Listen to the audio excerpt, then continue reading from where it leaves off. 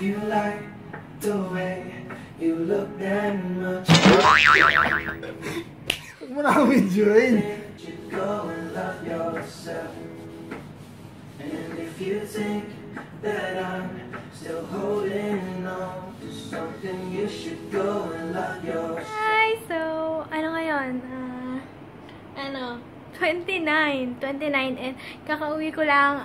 Napa-vlog lang ako kasi I'm so happy. Kasi, nakapasa ako sa driving exam dito. Sobrang hirap kasi talaga ng driving exam dito. And, 2 days din akong hindi nakatulog. Para kung tuwing natutulog ako, para akong nagda-drive pa din. Tapos, basta, hindi maganda yung tulog ko, 2 days na. Tapos, I'm so happy. Basta kanina, yung kaba ko, habang nag-aantay, is para akong magte-take ng board exam na naman. Parang ganun yung kaba, talagang sobrang kaba. Kasi katabi ko, yung mag-a-assess sa driving is 2 pulis. Isang babae, isang lalaki. So, yun. And, nung waiting time, talagang pinapalakas ko yung loob ko and positive lang yung lumalabas sa bibig and ano pa ba. Basta yung mga quotes, talagang positive. Parang, you're lifting all your cares upon the Lord. Tapos, basta parang mga prayers, nakakatuwa nga kasi yung kailangan ko yung ganong lift. May nag-send si Ate Gracie, hi Ate C. Nag-send siya ng parang scriptures and sobrang napaka-helpful nun. Tapos parang na-remind ako na maging positive and i-trust lang si Lord. Tapos meron pa yung kay Bo Sanchez. Yun.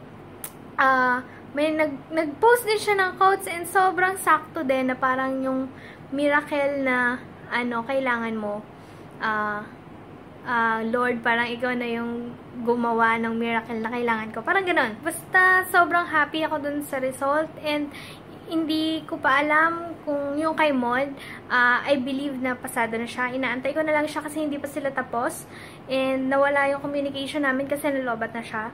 So, andun ako kanina sa bahay pero umuwi ako, pumunta ako dito kay Mod kasi walang pagkain dun sa bahay kasi lagi kami sabay kumain. Kaya yung lahat ng food ko, food namin is nandito sa room niya.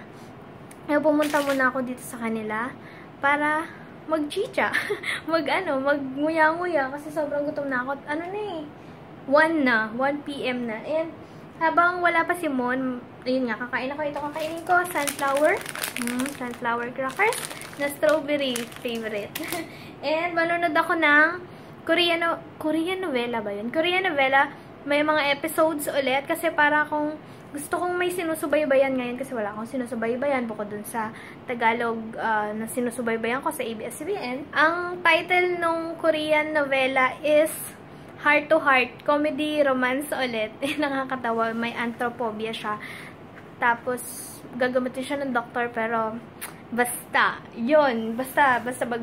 maganda. So, medyo matagal ako nawala kasi I stopped vlogging din kasi gusto ko talaga mag-focus dun sa mga, actually may schedule kami 3 days yung practice na 8 hours yata, 8 hours, basta kailangan maka 10 hours pa yan o 20 hours yung practice namin for 3 days, 2 days, basta ganun. Isisingit ko dito kasi may pinuntahan kaming malaking sale ng Nike. As in, sa Deira City Center. Pumila kami ng 1 hour.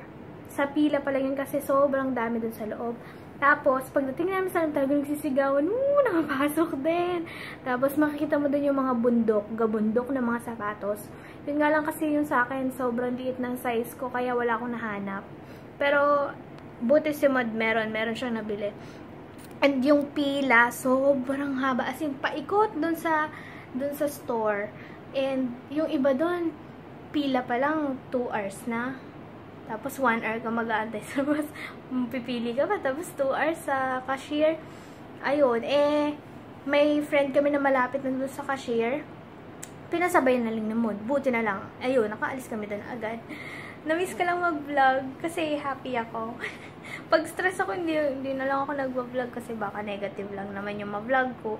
At least ito, this is my reaction this day, ano ba to, nakapasa ako sa driving exam. I'm so happy. So, yun. Tatawagan ko na yung parents ko. And i-inform ko sila na, yun nga.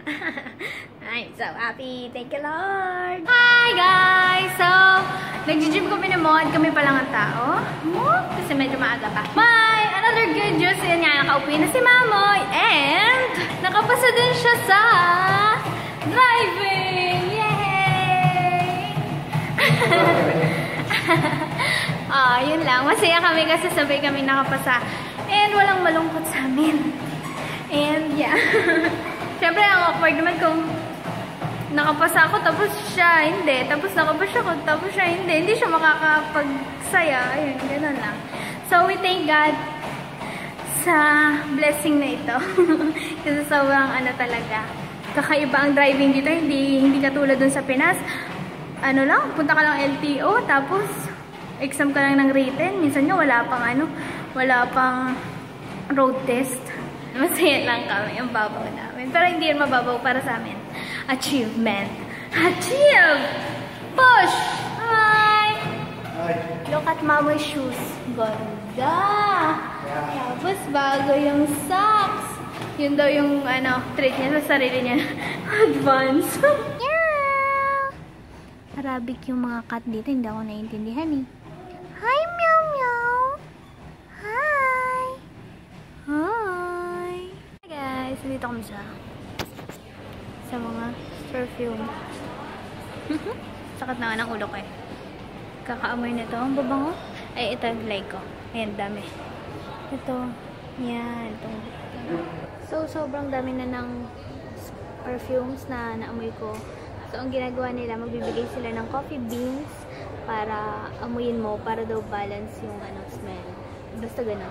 Tapos, para din siguro hindi ka mahilaw, syempre, ang dami mo ng perfumes na naamoy. Minsan, di ba, nakakahilaw. Pero, yun, nakakatawa kasi binibigyan ka nila ng coffee beans. Tapos, sisingutin mo yung coffee beans. Ngayon ko lang, ngayon ko lang yung nalaman. Katawa. Ayun sila. And ito si Mono. Umupo muna kami dito. Kanina din pala, pumunta kami dun sa Murur, yung parang LTO nila.